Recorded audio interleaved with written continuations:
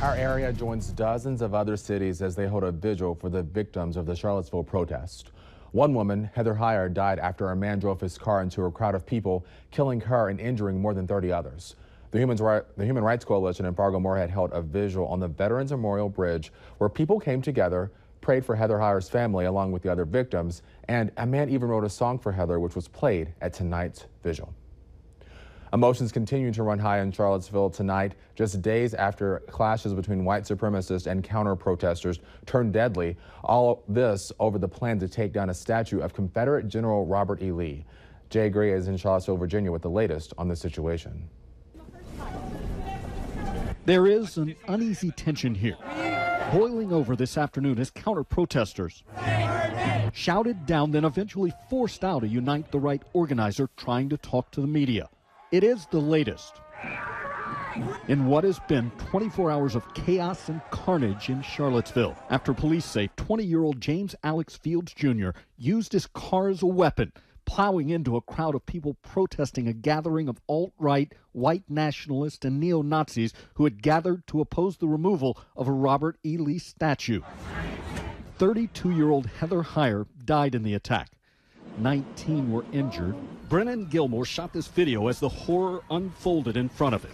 He targeted this crowd very clearly. There's no question of anyone who witnessed it that his intent was to cause a mass casualty incident. Virginia Governor Terry McAuliffe agrees. To the white supremacists and the neo-Nazis who came to our beautiful state yesterday, there is no place for you here in Charlottesville. There is no place for you in Virginia. And there is no place for you in the United States of America. McAuliffe began his Sunday like so many here, searching for help and healing. Let us use hope. Let us use today to reach out to our fellow citizens. Put your hand out to help them. Let us show these people that we are bigger than them. We are stronger than them. A difficult task in a city still on edge tonight.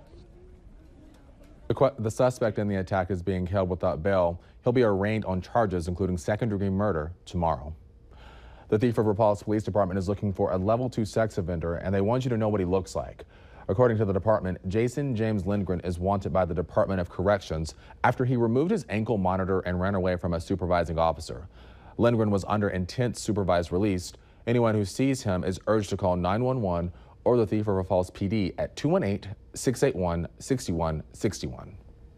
Authorities say vandalism to a Catholic church and school in Fargo could reach $100,000 in damage. 37 large windows were smashed in a recent vandalism spree at Nativity Catholic Church and Elementary School. The buildings have surveillance cameras, but officials say they did not show the vandals. The case is still being investigated. Friends, family, and community members came together today to remember the life of Ruth Berg, the second victim of the natural gas explosion that destroyed Minnehaha Academy earlier this month. The 47-year-old receptionist was engaged to be married this fall and leaves behind an adult daughter. The school says Berg, who worked for Minnehaha for 17 years, was always willing to go the extra mile. The memorial service took place today, and though it seemed like a gloomy day, Ruth's fiance says she loved the rain, so the day's weather was a fitting tribute to the woman he was supposed to marry next month. Ruth absolutely loved the rain. Our first day we went out, we ran around the cemetery in the rain. So, yeah, she loves the rain, so this is par for the course, actually. Investigators say it could take up to a year to figure out how the explosion happened. Minnesota officials are partnering with a search service to make information about addiction treatment openings available in real time to help fight the opioid epidemic. The St. Cloud Times reports that the Minnesota Department of Human Services is working with Fast Tracker to make it easier for the public and medical professionals to find open spots for treatment. Fast Tracker is a website that provides info regarding mental health resources in the state. Putting together that database will take at least 2 years. Lieutenant Governor Tina Smith says more than 500 Minnesotans died from an opioid overdose in 2015. Some smooth sounds were making their way through the halls of El Zagel's Shrine for the annual Jazz Festival. Rain moved the music indoors, but that didn't put a damper on the number of people showing up to the event. Performers at the event were almost exclusively from the Fargo-Moorhead area, where there doesn't seem to be any shortage of talent. We have venues here in town where some jazz performers are playing, but we just have so much great talent around the area, and it's really fun to have a showcase like this where we can just showcase all those groups all day, all afternoon. The event has been going on for 13 years in the Fargo-Moorhead area. Fargo-Moorhead Pride 2017 is wrapping up tonight, and today was topped off with a parade in downtown Fargo and a rally. Our reporter Molly Casey was there, and Molly, if people didn't go to the parade, can you tell us what they missed? Absolutely, Cornelius. LGBTQ community members and allies alike came together to show that our community won't tolerate hate or discrimination, which is a topic at the forefront of everyone's minds today. Colorful floats made their way down Broadway in Fargo with messages supporting the LGBTQ community. Though great strides have been made, many people agree more work needs to be done so everyone is treated equally under the law. I believe we do need some policies on the books to address these circumstances when they happen.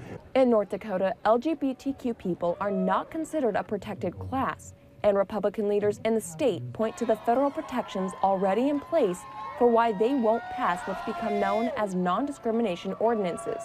Local advocates like John Strand disagree. You can't turn everything into a federal crime, and you can't bring the feds in for every investigation. While a hate crime law can be created, people can and will break it.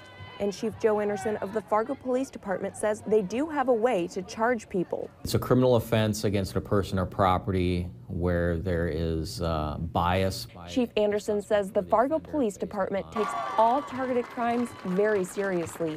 And those at today's Pride rally are thankful the Fargo-Moorhead community welcomes those of all backgrounds. Pride organizers say the fact that dozens of businesses and community members support Pride each year shows this area is more accepting than what some people who don't live here think. And that last line that you just said, I think people who aren't from the area, who hear Fargo, North Dakota, they think it's like this barren wasteland of just people who aren't accepting, but they really are. They really, really are. There were so many people out there today. They were all so very supportive. They were so kind and very welcoming as well. I had a great time, and it was really great to see. And at the end of the day, we all just want to live our lives to the best of our ability and just be happy. Absolutely. Thanks so much, Molly. Valley News Live 10 at 10 continues with